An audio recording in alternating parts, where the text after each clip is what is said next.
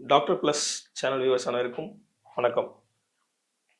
இப்போ நம்ம பார்க்கக்கூடிய ஒரு டாபிக் எதை பற்றி அப்படின்னா, சிகேடின்னு சொல்லக்கூடிய கிரானிக் கிட்னி டிசீஸ்னு சொல்லுவாங்க. ஸோ கிட்னியில் வரக்கூடிய அனைத்து விதமான பிரச்சனைகளை பற்றி நம்ம பார்க்க போகிறோம். அதாவது கிட்னி, சிறுநீரகங்கள், இது என்ன சார் பண்ணுது அப்படின்னு கேட்டிங்கன்னா, உங்களுடைய பிளட்டில் இருக்கக்கூடிய மொத்த டாக்ஸின்ஸையும் இந்த கிட்னி சிறுநீரகங்கள் மட்டும்தான் சுத்தப்படுத்தி வெளியே அனுப்பக்கூடிய மிக பிரதானமான வேலையை வந்து செஞ்சிட்ருக்கு. ஒரு மனிதன் வந்து ஆரோக்கியமாக நீண்ட ஆயுள் வாழணும் அப்படின்னா அவனுக்கு 2 உறுப்புகளுடைய மிக முக்கியமாக தேவை. அந்த 2 உறுப்புகள் எதுன்னு பார்த்தீங்கன்னா, உங்களுடைய லிவர், இன்னொன்று வந்து உங்களுடைய கிட்னி. இது 2ம் ஆரோக்கியமாக இருந்தாலே மற்ற எல்லா உறுப்புகளும் ரொம்ப ஆரோக்கியமாக வந்து செயல்பட ஆரம்பிச்சிடும். அப்போது இந்த சிகேடின்னு சொல்லக்கூடிய கிரானிக் கிட்னி டிசீஸ், இது என்ன விஷயம் நடக்குது, இதை எப்படி நம்ம வந்து இது அந்த கிரானிக் லெவலுக்கு போகாமல் சாதாரண வீட்டில் கிடைக்கக்கூடிய மூலிகைகளை வச்சு எப்படி வீட்லேயே நம்ம சரி செஞ்சுக்கலாம், அப்படி ஒருவேளை நான் அந்த கிரானிக் கிட்னி டிசீஸ் அளவுக்கு போயிட்டேன் சார், அப்போ என்ன பண்ணலாம் அப்படின்றத பற்றிலாம் இப்போ நம்ம இந்த வீடியோவில் பார்க்க போகிறோம்.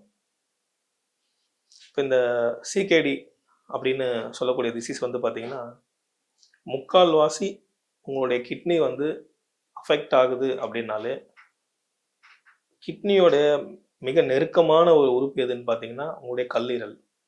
அந்த கல்லீரலில் வரக்கூடிய பிரச்சனைனால மட்டும்தான் உங்களோட கிட்னி வந்து பாதிப்புக்குள்ளாகும். ஏன் அப்படி சொல்கிறேன் அப்படின்னா, ஒரு யூரிக் ஆசிடாக இருக்கட்டும், இல்லை கிரியேட்டின் லெவலாக இருக்கட்டும், யூரியாவாக இருக்கட்டும், கிட்னி சம்மந்தப்படக்கூடிய அனைத்து விதமான பிரச்சனைகளும் முதல்ல துவங்குற இடம் எங்கன்னு பார்த்தீங்கன்னா உங்களுடைய கல்லீரல். ஸோ உங்களுடைய கல்லீரலை சுத்தப்படுத்தி ஆரோக்கியமாக வச்சுக்கிறது மூலயமா உங்கள் கிட்னி வந்து அதிக பலம் வாய்ந்ததாக இருக்கும். ஸோ இப்போ வந்து நம்ம எனக்கு சிகேடி இருக்குது சார், இப்போ நான் இதை ஃபஸ்ட்டு ஸ்டெப்பாக நான் என்ன பண்ணணும் அப்படின்னு பார்த்தீங்கன்னா, இது எப்படி நீங்கள் கண்டுபிடிக்கலாம் அப்படின்னு பார்த்தீங்கன்னா, இது வர்றதுக்கான மிக முக்கியமான காரணம் தெரிஞ்சால் மட்டும்தான் நீங்களே கண்டுபிடிக்க முடியும். அதாவது இன்றைக்கி சிகேடி வர்றதுக்கான மிக முக்கியமான காரணமாக வந்து பார்த்தீங்கன்னா, பெயின் டேப்லெட்னு சொல்கிறேன், பெயின் ரிலீஃப் டேப்லெட்னு சொல்லக்கூடிய வலி மாத்திரைகள் தான் வந்து சொல்லிட்டு நிறைய ஆய்வுகள் வந்து சொல்கிறாங்க. வலி மாத்திரைகளை ஒரு டாக்டரை கன்சல்ட் பண்ணாமல் நீங்களாக செல்ஃப் மெடிக்கேஷனுக்குள்ளே போயிட்டு நிறைய வலி மாத்திரைகள் எடுக்கும்பொழுது அது உங்களுடைய கிட்னிகளை வந்து ரொம்ப பாதிப்பு உள்ளாகுது. ஏன்னா நீங்கள் ஒரு மாத்திரை எடுப்பீங்க, அதில் இருக்கக்கூடிய அந்த கெமிக்கல் காம்போனன்ட்ஸ் எல்லாம் வந்து உடலுக்கு தேவையானதெல்லாம் எடுத்துட்டு தேவையில்லாத கழிவுகளை அது வெளியே தள்ளணும் அப்படின்னா அதுக்கு வந்து கிட்னி ரொம்ப ரொம்ப சிரமப்படுது. அந்த கழிவுகள் வந்து வெளியே தள்ளக்கூடிய அளவுக்கு இல்லாமல் அதிகமான அளவில் இருக்கிறதுனால அது ரொம்ப கஷ்டப்படுது. அது மட்டும் இல்லாமல் அந்த மாத்திரைகள் வந்து ரொம்ப பவர்ஃபுல்லாக சில பேர் வந்து எடுத்துட்டு அதனால் கிட்னி ஃபெயிலியர் ஆனவங்க நிறைய பேர் இருக்காங்க. ஸோ முதல்ல நீங்கள் அந்த மாதிரி வலி மாத்திரைகளை நீங்களே எடுத்துகிட்டு இருக்கீங்க அப்படின்னா அதை வந்து கண்ட்ரோல் பண்ணுங்கள். அதுக்கப்புறம் 2வது விஷயம் என்னென்னு பார்த்தீங்கன்னா, தண்ணி வந்து ரொம்ப குறைவாக குடிக்கக்கூடிய நபர்கள் இருக்காங்க. தண்ணியை வந்து ஒரு ஆரோக்கியமாக நல்ல தண்ணியாக பார்த்து அதை வந்து இப்போ நம்ம இயற்கையான முறையில் நிறைய டைம் சொல்லியிருக்கோம், தண்ணியை வந்து சுத்திகரிக்கிறதுக்கு வந்து தேத்தான் கொட்டை உபயோகித்து வந்து நீங்கள் குடிக்கலாம் அப்படின்னு சொல்லிட்டு, தேத்தான் கொட்டை வந்து உபயோகம் பண்ணி தண்ணி சுத்தம் பண்ணி குடிக்கும்போது அது கிட்னிக்கு வந்து ஒரு வரப்பிரசாதமாக அமையுது. சில பேர் வந்து கிட்னி கொஞ்சம் பழுது அடைஞ்சிட்ருக்கோம். அது எப்படி கண்டுபிடிக்கலாம் அப்படின்னா, இப்போ நம்ம சொன்ன மாதிரி இந்த மாத்திரையெல்லாம் நீங்கள் சாப்பிட்ருப்பீங்க. அப்போது நீங்கள் வந்து ஒரு யூரின் பாஸ் பண்ண போகிறீங்க அப்படின்னா உங்கள் யூரினில் வந்து ஒரு அமிலம் கலந்த ஸ்மெல் வர ஆரம்பிக்கும். உங்கள் யூரின் வந்து துர்நாற்றம் வர ஆரம்பிக்கும். நீங்கள் வந்து யூரின் போன இடம் வந்து பார்த்தீங்கன்னா நிறைய நுரை இருக்கும். அது வந்து ஃபோமி யூரின்லாம் கூட சொல்லுவாங்க, நிறைய நுரையாக போகிற யூரின். இந்த மாதிரியான விஷயங்கள் இருந்தது அப்படின்னா உடனடியாக ஒரு மருத்துவர் அணுகி சில பிளட் டெஸ்ட்லாம் எடுத்து உங்கள் கிட்னி எப்படி இருக்குன்றத ரொம்ப முக்கியமாக நம்ம பார்த்துக்கணும். சரி சார், எனக்கு வந்து இந்த இஷ்யூஸ் இருக்குதுன்னு சொல்லிட்டு பிளட் ரிப்போர்ட்லேயே வந்துருச்சு, நான் வேறு என்ன பண்ணலாம் அப்படின்னா, கிட்னியில் வந்து நீங்கள் சாப்பிட்ட உணவுகள்லேருந்து தேவையானதை எடுத்துட்டு அந்த கழிவுகளை ரத்தத்துலேருந்து வெளியே தள்ளும் பொழுது அந்த நெஃப்ராஸ்ன்னு சொல்லக்கூடிய ஒரு ஒரு ஃபில்ட்ரேஷன் ப்ராசஸ் பண்ணக்கூடிய ஒரு விஷயம் இருக்குது. அந்த நெஃப்ரான்ஸ் வந்து ரொம்ப அதிகமாக வந்து பாதிக்கப்பட்டது அப்படின்னா உங்களுடைய கிட்னி வந்து உங்களுடைய மொத்த கழிவுகளை வெளியே தள்ள முடியாமல் ரொம்ப சிரமத்துக்குள்ளாகுது. இப்போ அந்த நெஃப்ரான்ஸை எப்படி க்ளீன் பண்ணலாம் அப்படின்னு பார்த்தீங்கன்னா, இப்போ டாக்டர்ஸ்லாம் வந்து இந்த நெஃப்ரான்ஸ்லாம் பாதிக்கப்பட்டுடுச்சு ஒருத்தருக்கு அப்படின்னா நீங்கள் வந்து தண்ணி குடிக்கிறத வந்து உடனே வந்து நிறைய குடிக்காதீங்க, கம்மி பண்ணுங்கன்னு சொல்லுவாங்க. அந்த மாதிரி இல்லாமல் உங்களுக்கு எவ்வளோ தண்ணி தாகம் எடுக்குது அப்படின்னா தண்ணியை குடிங்க.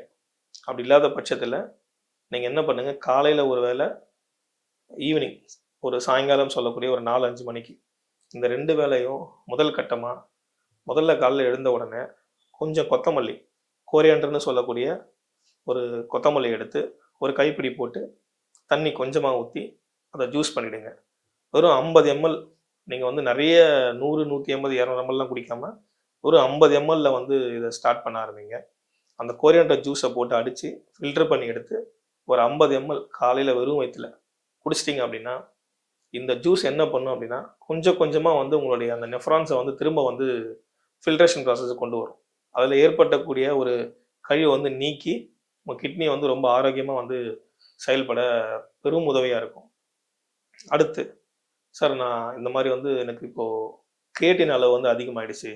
ஏன்னா இந்த சிகேடி ப்ராசஸ் வந்து அடுத்த நிலைமைக்கு போகும்போது பார்த்திங்கன்னா, இந்த கிரியேட்டின் அளவு வந்து அதிகமாகிடுச்சு அப்படின்னா வேறு வழியே இல்லாமல் நம்ம வந்து டயாலிசிஸ் அப்படின்ற ஒரு ப்ரொசீஜருக்கு வந்து கூப்பிட்டு போயிடுவாங்க. இந்த டயாலிசிஸ் வந்து என்ன நடக்குது அப்படின்னு பார்த்தீங்கன்னா, உங்களுடைய ரத்தம் வந்து முழுமையாக ஒரு மிஷினுக்குள்ளே போயிட்டு ஒரு ப்ராசஸ் பண்ணி திரும்ப வந்து உங்கள் உடம்புக்கு வந்துடும்.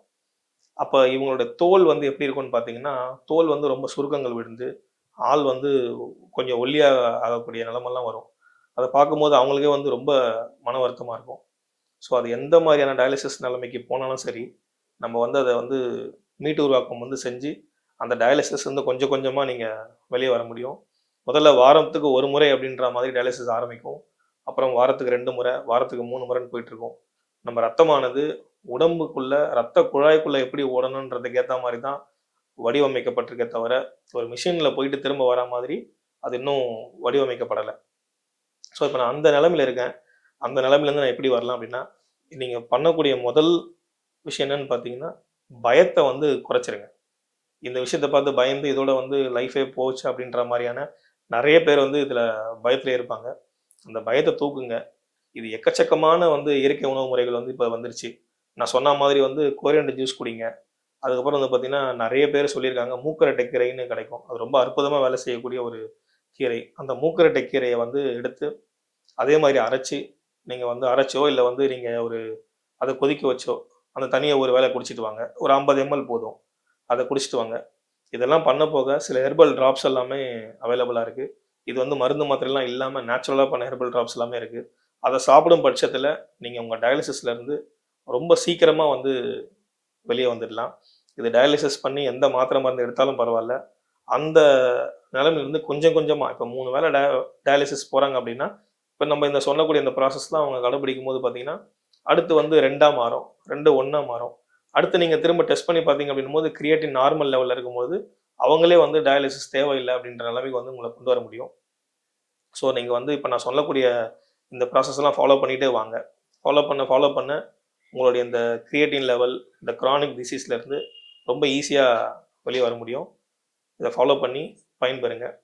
இயற்கையான முறையில், நல்ல முறையில் ஆரோக்கியமாக இருக்கணும்னு வேண்டிக்கிறேன். நன்றி, வணக்கம்.